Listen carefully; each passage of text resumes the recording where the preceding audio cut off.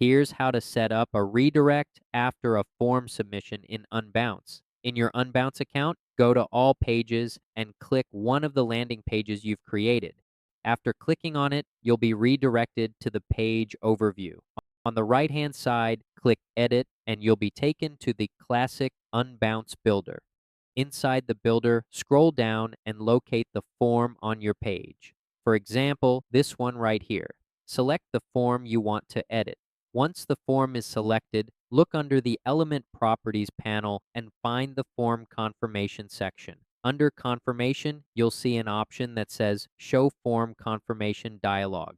Change that setting to Go to URL. After switching it to Go to URL, a new field will appear labeled URL. This is where you'll enter your thank you page link. For example, if you already have a thank you page, just copy its URL and paste it into this field.